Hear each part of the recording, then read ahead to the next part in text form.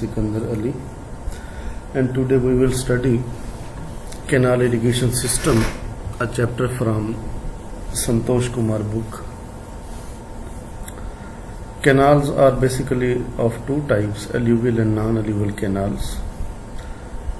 Alluvial soils and alluvial canals. The soil which is formed by transportation and deposition of silt through water over a course of time. If we have a disintegration of rocks and erosion from our upper catchments, and those sediments are transported to the plain valleys like in Punjab, and for a long time if that silt is transported and deposited, then the soil is called as alluvial soil, and after a long period of time resulting in formation of soil called alluvial soil, the soil which is so formed by continuous deposition of silt from water flowing through a given area, hence called alluvial soil. And similarly, the canal which is formed due to this one is called as alluvial canal. Area of alluvial soil is basically even and having flat surround. Hard foundation is basically not available due to pervious layers and permeable soil. And the canals when excavated through such soil are called as alluvial canal. And canal irrigation, direct irrigation using weir or barrage are generally preferable. Non-alluvial soil are present usually in mountainous regions, and the rocky area and the rocks are basically disintegrated over a long period of time, and that results in the formation of a rocky plain area, and those are basically hard surface, uneven topography, and the river passing through such areas have no tendency to shift their courses, and they do not pose much problem for designing irrigation structures on them. Canals passing through such areas are called non-alluvial canals. Alignment of canals. There are three types of alignments of canal: watershed or ridge canal, contour canal, and side slope canal. The first one, watershed canal or ridge canal. For example, if we have this area, here we have one river and here we have another river, and here is basically the drainage line, the ridge line, watershed line, and if we want to take canal from this one, then its reduced level is 200 meter, and its reduced level should be less than this 200 meter, and we cannot take off the canal in this direction because higher reduced levels. So this distance A to B, it should be minimum distance until the canal is aligned on a ridge line. The dividing line between the catchment areas of two streams is called watershed or ridge line. Thus between the two major streams there is a main watershed ridge line. This is one major stream, this is another major stream. There is a divide line between these, which divides the drainage areas of two streams such as shown. Similarly, between a main stream and any of its tributaries there are subsidiary watersheds. There are other ridge lines. So for a canal system in plain areas like in Punjab, where land slope are relatively flat as compared to mountainous area and uniform, so it is often necessary and advantage to align canal on the watershed. So basically in plain areas, watershed or ridge line canals are preferred. The canal which is aligned along any natural watershed ridge line is called as watershed canal. This is a ridge line. This is basically the dividing line between these two streams. So if a canal is being off-taken from this point, for example, then it should be aligned along this ridge line. Then it will be called as watershed or ridge canal, and it should have flat slope, mild slope, not too steep slope like in mountainous area. The natural limit of the command area such irrigation channels would be the drainage area on the either side of the channel. Aligning a canal, main canal or branch canal on the ridges ensure gravity irrigation. This is the main advantage of ridge canal on both the sides of the canal. Moreover, since the drainage flows away from the ridge, so there is no possibility of any cross drainage structure. There will be no canal passing over any other canal. However, the main canal has to be taken off from a river which is the lowest point in the cross section. and this canal must mount the watershed in a short distance as possible. So this is the main design criteria, that the distance from A to B, it should be the shortest, as short as possible. And the second canal, that is, once the canal has reached the watershed ridgeline, it is generally kept on the watershed except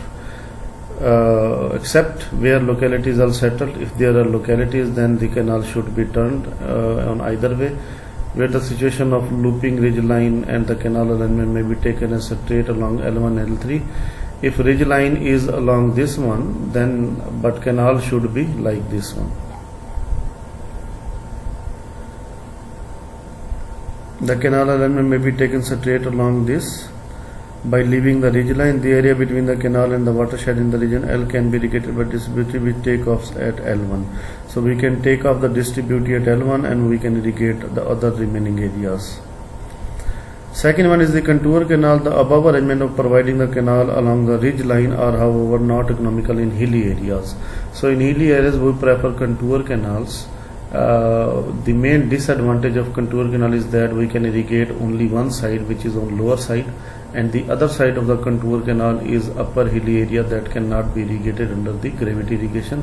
So that is the main disadvantage, that why this canal is not suitable for plain areas.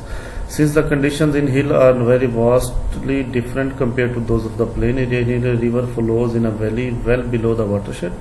In fact, ridgeline may be hundreds of meters above the river, so it is not economically possible. So for example, if we have these contours, so this canal should be along the contours. So the downstream lines, for example, these areas can be irrigated. The areas, these will be irrigated, but the upper areas will not be irrigated due to higher contours. And the third one is a side slope channel. A side slope channel is that which is aligned at right angle to the contours. Simply we can say along the side slope as shown. Since such a canal runs parallel to any natural drainage flow like rivers, it usually do not intercept drainage channels. In order to finalize the canal network for an irrigation project, trial alignment of canals are initially marked on the map, and with detailed survey. A large scale map is required to work out the detail of individual canals, major distributive, minor distributive. However, a small scale map showing the entire command area of irrigation project is also desirable. So large and small maps both will work. On large map we will see all the major minor distributives, their alignment, flow distribution, gravity, and the alignments of canal marked on the map are transferred to the field, and adjustments are and changes are made in the field wherever it is necessary. These adjustments are transferred on the map again as well. The alignment on the field is marked by small masonry pillars. Small pillars are constructed, erected at every 200 meter distance. The center line on top of the pillar coincides with the exact alignment of the given canal, which is available on the map. Next is the distribution system for our canal irrigation system. In Indus Basin irrigation system, we have this type of distribution system. We have a river, then main canal, then branch canal, then distributaries called major distributive, then minors also called as minor distributive, then water courses. In case of direct irrigation scheme, a weir or barrage is constructed across the river. Water is headed up on the upstream side due to weir and gated barrage structure. The arrangement is known as headworks or diversion headworks or barrage, and we will study in our chapter 3 of Dr. Iqbal Ali book. Water is diverted into the main canal by means of so-called diversion weir. Head regulator shutter is also provided to increase and to regulate the flow, also increase the head. So you can see, if we have a reservoir, then river, then if you are facing downstream, then this will be the left bank and this will be the right bank canal. The requirement of construction of such headworks, like pickup headworks, if we have this reservoir, then here we have subsidiary storage. So that basically these are called pickup weir or a barrage located downstream of the reservoir in order to increase the height of water and to create a temporary storage. So main storage is always here in the dams, and we can also offtake the canals from dam, but our irrigated areas are basically too far from dams, so it is not economically possible to offtake number of canals from dams directly. So these are the dams of canals in canal network of India, but we will study here main canal. This is head ridge. The canal headwork are generally situated on the river flowing in a valley, and the canal should reach the ridge line in a shorter distance as possible, as we have studied in case of watershed or ridge canal. So the canal in this be aligned very carefully and has to be generally excavated in deep cuttings below natural surface level. Sometimes it has to cross various drainage lines, and we will also design cross drainage system. Many a times a straight alignment has to be sacrificed and detours needed to be accepted. So main canal portion below head ridge, attempts are made to align the canal along the ridge after shortest possible. Then it should be along the ridge somewhat central to the command area in order to irrigate both sides. Then branch canal. The branch canals are taken off from the main canal on either side to take irrigation water to whole tract required to be irrigated. Very little irrigation is in fact done from the branch canals themselves, but they are used to divert water to the many number of distributaries. Here we have distributaries usually called as major distributary, having discharge more than 30 cubic meter per second. Less than 30 cubic meter per second, and for branch canal more than 30 cubic. So distributaries are what? These offtake from branch canal and divert water to the minor distributaries, and the minor distributaries are usually 3 kilometer or so, and they contain discharge less than 2.5 cubic. And then water courses, we have already studied their discharge depend upon the discharge of the outlet, which is designed as per the command area to be irrigated. The next thing is curves in the channel. It is generally preferable to avoid curves in the channel, but in order to provide wherever the curves are necessary, then this is the standard table that if against the discharge, that if discharge is more than 100 cubic, then their radius of curvature, it should be more than 1500 meter in order to get a stable channel which will not cover on the outer periphery and will not silt on the inner periphery. And here is the concept of convex and concave side. If the channel curves are more or less as per the standard as compared to the standard radius, then what will happen? This is the convex side. If water is flowing in this direction, then the inner side is called as convex side. There will be silting on inside convex side, and the concave side also face the erosion due to higher velocities at this outer periphery, because water will moving at this direction, and the velocity currents, the water current velocity will act on this, and there will be low velocity, there will be high velocity, and there will be little bit high increase in height of water as compared to level of water at this point due to velocity. So there are some certain definition that grass command area, it is the total area bounded within the irrigation boundary of a project of any main canal. The total grass command area is not always possible to be irrigated, and hence the cultivable area of the GCA, grass command area, is called as cultivable command area. For example, if GCA is 10,000 hectare, and if we can say that 90% is cultivable or culturable area, then culturable command area will be equal to 90% of grass command area. Culturable area is cultivable part of the grass command area. It will be included irrigated, it will be included rain fed, it will also be irrigated as groundwater. So that is the culturable area. It will include all the irrigation systems. And the third one is intensity of irrigation and seasonal and annual. The entire cultivated of the cultivable command area is not proposed to be irrigated at one time, to avoid intensity of irrigation of a particular area, which may cause harmful effects like waterlogging, salinity, and etc. Moreover, due to shortage of irrigation water, larger area are not even possible to cover. So some land of particular sub area is thus either allowed to take rest or shown with crop which do not require irrigation water. So due to this reason, only a small percentage of cultivable command area is brought under irrigation. This percent of CCA proposed to be irrigated in a given season is called as intensity of irrigation of that season, or seasonal intensity of irrigation. Say for example, the section intensity of irrigation under Bhakra canal system is only, these are Indian canal system. Sometimes the intensity of irrigation is worked out over entire year inclusive of 2 or more crop season. When it is called annual irrigation intensity, then we will count for total intensity of irrigation, which may be defined as percentage of CCA which may be irrigated annually. And the second one is annual intensity of irrigation, AII, annual intensity of irrigation, is thus obtained by dividing the grass command area, total area once in a year, plus area irrigated more than once in a year. So simply and the annual irrigation intensity is usually found to be within Pakistan, that is about 80 to 100%, but it can be raised by more than 100%. So it is almost 180% in Pakistan if farmer need to grow more than one crop in a year. So this can be divided into two types of area, net sown and grass sown area. For example, if a farmer has 20 acre total area and he basically use 20 acre in Rabi for wheat crop and 20 acre in Kharif season for rice crop in Pakistan, then his annual net sown area will be 40 acre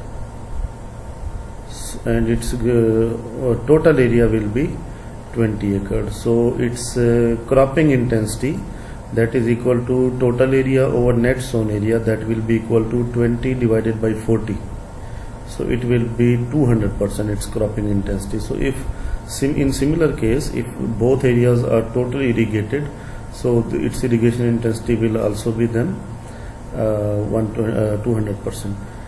So similar case, net irrigated area, that is plus area irrigated more than once during the same year, that will be equal to grass irrigated area. You can simply remember with the example which I have provided. So area to be irrigated, the area proposed to be irrigated in any one crop season or over any given time period is called the area to be irrigated in that season. Then it can be multiplied by CCA. For example, we can say, if suppose we say that 40% of the CCA will be irrigated and 60% of the CCA will be those crop water requirements will be met by rain fed or tube well, then its irrigated area will be 0.4 multiplied by CCA. Next, time factor, to check the dangers of over irrigation leading to water logging and salinity. No distributor is allowed to operate on all the days during any crop period. So the ratio of actual operating period of distributor to the crop period is known as time factor. So these time factors for Rabi and Kharif are basically different for both the seasons. Next is the capacity factor. The capacity factor of a canal is the ratio of the mean supply discharge in a canal during any period to its design full discharge. For example, if a canal is designed for 12,000 cubic feet per second and cubic meter per second, and if it is in any season there is a discharge of 8,000, then 8,000 divided by 12,000 will be its capacity factor. So the capacity factor near to 1 represents that canal is being operated as per the design, as per its design, but it can be less as up to 60%. Next is full supply coefficient, that is equal to area estimated to be irrigated during base period. So what is base period? The one is the crop period and the other one is the base period. Base period is from first irrigation to last irrigation and crop period is from sowing to harvesting. So full supply coefficient is equal to area estimated to be irrigated during base period divided by design full supply discharge at the head of the canal. So that basically called as duty, area divided by discharge. Another term is nominal duty, that is the ratio of actually irrigated area by cultivators to the mean supply discharge let out from the outlet of the distributor over the crop period. For example, let X cubic, X is the discharge, X cubic of water is released daily from the outlet of a distributor for 100 days. So days are 100 x is cubic meter per second, and that is for 120 days. Then its duty will be nominal duty will be x into 100 over 125 is equal to 0.8 x cubic. So we have to just add x and then we will get the answer in cubic. So its basic formula is A over area over duty. So nominal duty is for example for this case that 100 days a total crop period of 125 days, it is 0.8. So nominal duty changes as per this statement, as per the local conditions. Next is the computing the design capacity of an irrigation canal. To compute the design capacity, we have to go for basically delta, and this is the relationship between duty and delta. Duty is equal to 864 into B number of days divided by delta. Delta is basically, for example, for let rice require 120 centimeter of water during 120 days. So its delta mean its crop water requirement from sowing to harvesting is 120 days. That will be here. This one is the delta, and B is 120. B is number of days 120. 864 is the coefficient, that is equal to 864. So the core watering is called the first watering. Another example is here. The first watering for rice is about 19 centimeter and the core period is about 2 weeks. So its period for core watering is 2 weeks, 14 days. So B will be 14 over delta 19. So duty will be 634. Its unit will be hectare per cubic. So in this equation, our delta is in centimeter. You have to remember this one. If delta is in centimeter, then answer will be in hectare per cubic.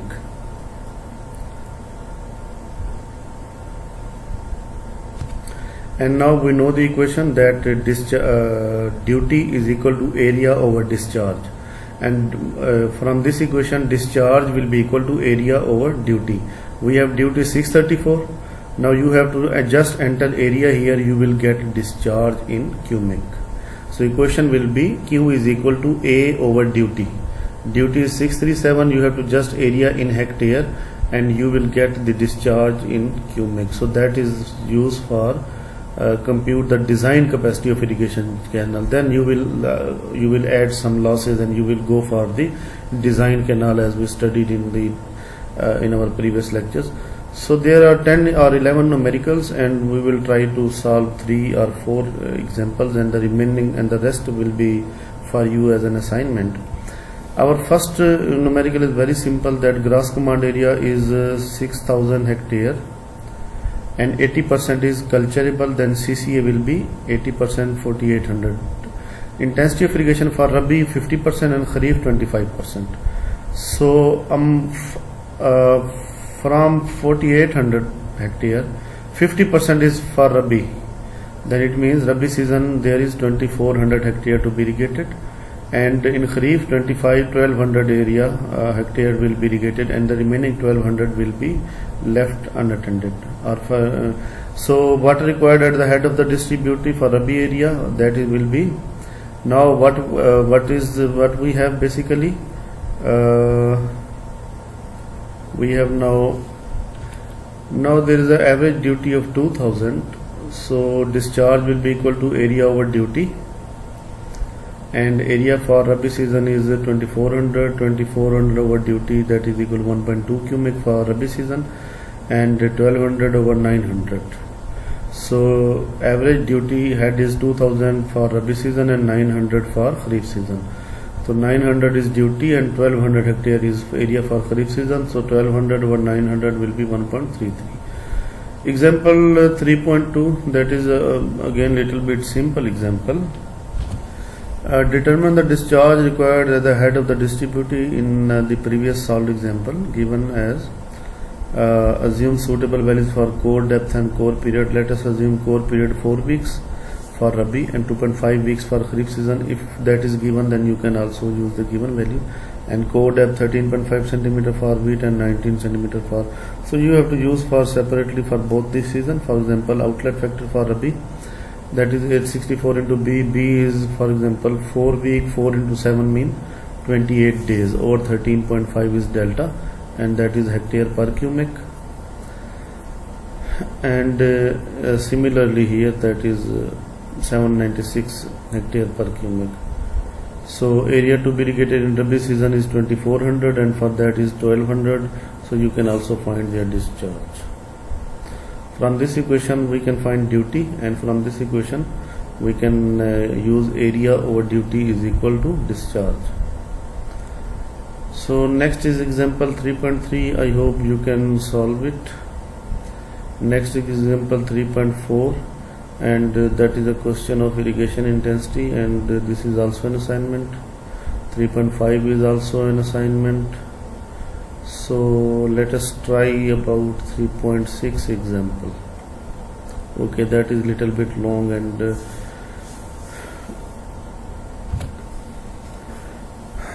a main canal which offtake from a storage reservoir has to be irrigate crops in a certain country having 3 seasons in a year. Data for given: the one season is Rabi, the second season is monsoon, and the third season is the hot season. So sugarcane that will be used for whole the year. Overlap for sugarcane in hot weather, that is 100 days, and jowar in Rabi season 120, and bajri monsoon 120, and vegetable hot season 120 days. These are area to be irrigated, and these are the duties of the main canal in hectare per cubic.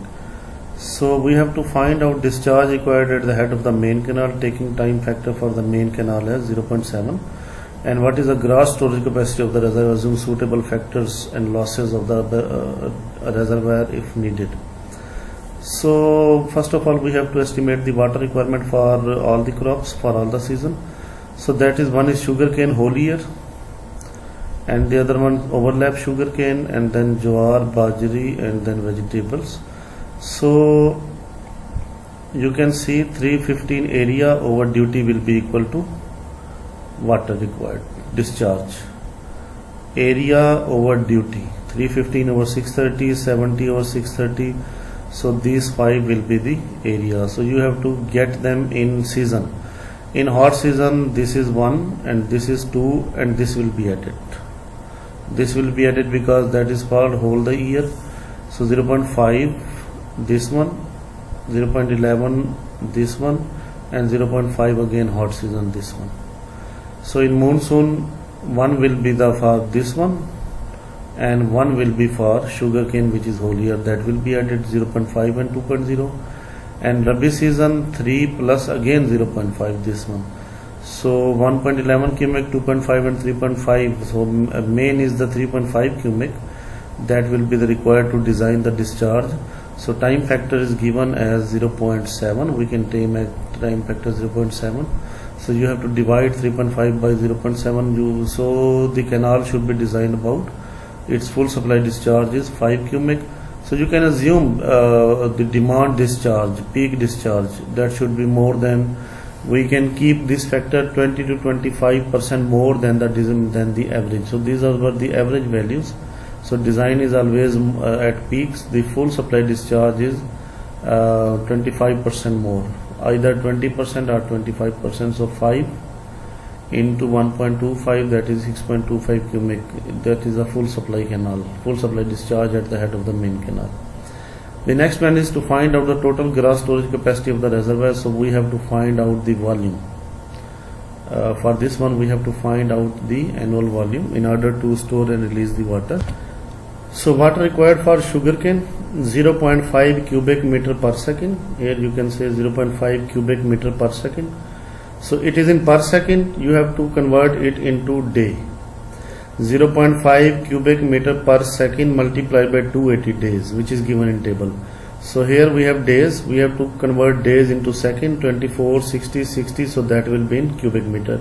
So you have to calculate for all the crops, and then we have to add them for the total water required.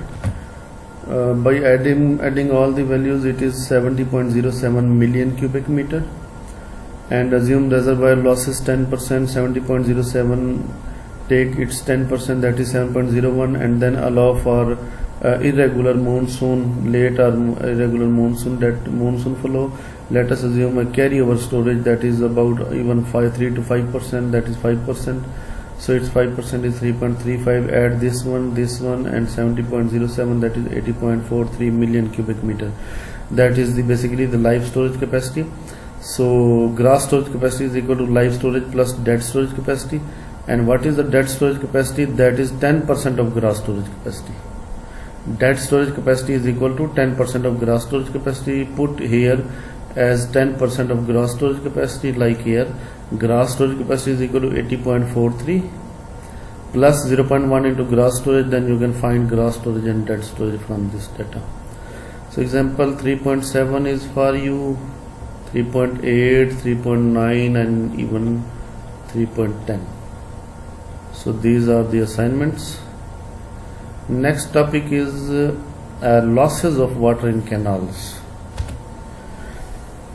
There are several types of losses, and these losses are sometimes very high, of order 25 to 50% of the water. One is the evaporation losses, and it can be from 2 to 3% and up to even 7%. And then there are seepage losses. This is the canal, and this is the trapezoidal section, the seepage losses. And if it is fully saturated soil, the seepage losses will be less, and in dry soil seepage losses will be more. After seepage losses, the seepage losses depend upon the following factors: type of seepage, whether percolation or absorption, then soil permeability matters a lot, and then condition of the canal. The seepage through a silted canal is less.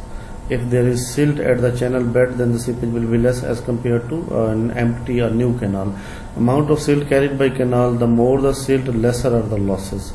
So if there are more silt in the parent channel, there will be less losses. Velocity of canal water, more the velocity, lesser will be the losses, and cross section of the canal and its wetted perimeter. If cross section and wetted perimeter are more, and if depth is less, then there will be more evaporation losses. So here we have type of soil through which channel is excavated, and here we have losses in cubic per million square kilometer of the wetted area. You can find out the wetted area like cross sectional area. So there are some empirical approach to calculate these losses. The channel losses in cubic per kilometer length of channel, that is equal to relationship with bed width and depth of water. The second is directly related to the Q, that is basically million square kilometer of wetted perimeter, that is per kilometer length of channel. And third topic is canal regulation. That canal regulation depends upon the three factors: water available in the river, capacity of the main canal, and share of other canals which are off-taking from the river. Flow from main canal is further divided to branch canal, and it is not possible to irrigate all the branch canals at the same time. The distribution of water depends upon the water demands of various canals, and the method distribution of available supplies line to various canals of a canal system is called canal regulation. Because we have main canal, from main canal we have number of branch canal, and from each branch canal we have number of major distributary, and from any one distributary we have number of minors, and on any one minor we have many number of outlets.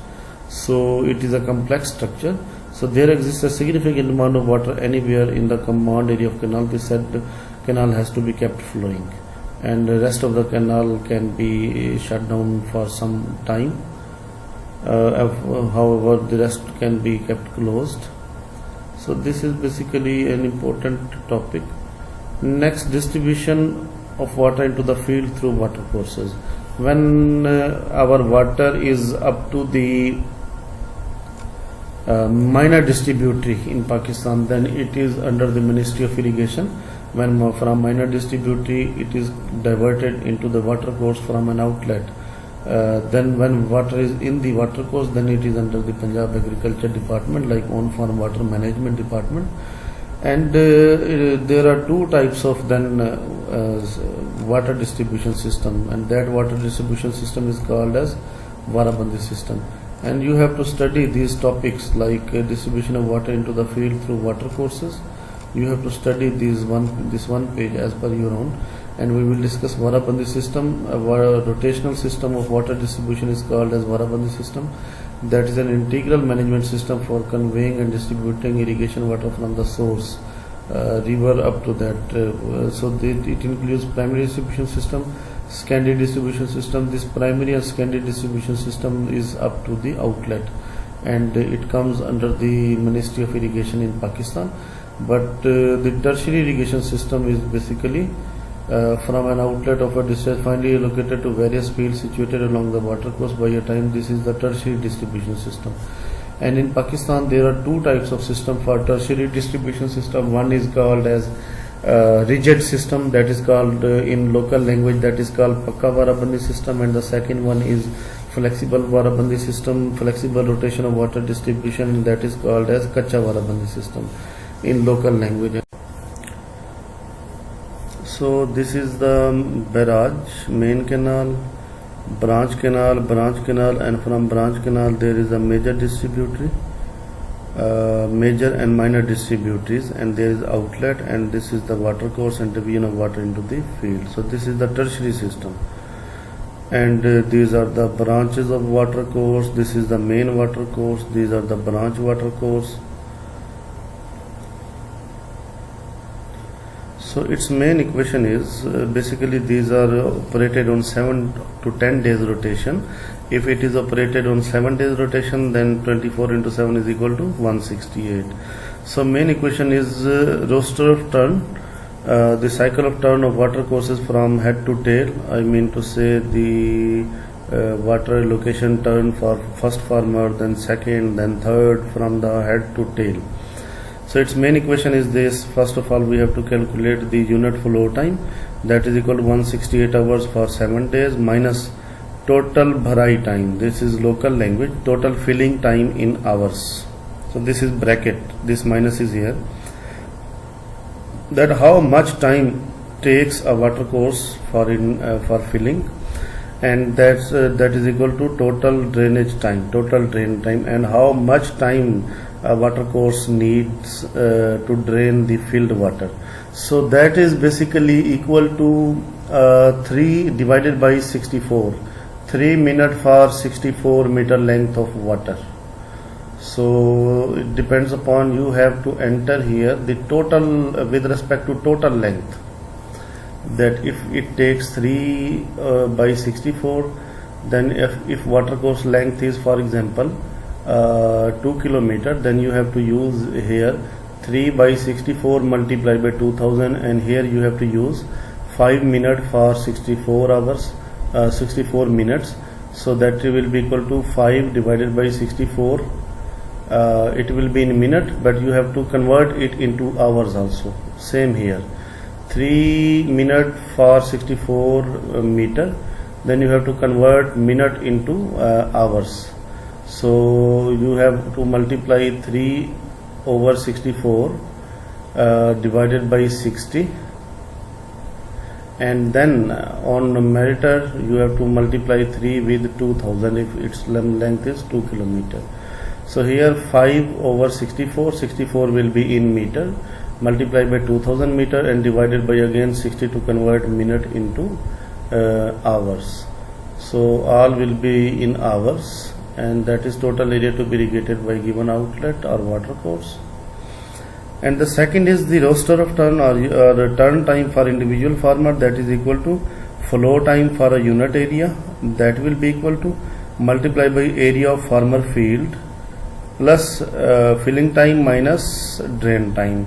So filling time will be calculated from head to tail when you move, and drain time will be used for the last farmer only when the water course is totally filled and all the water cannot be reversed, but all the water can be drained to his field, and this drain time here will be used only for the last hour, only here, and filling time will be used as with respect to length, and we will solve its one numerical, I hope so, in our next lectures.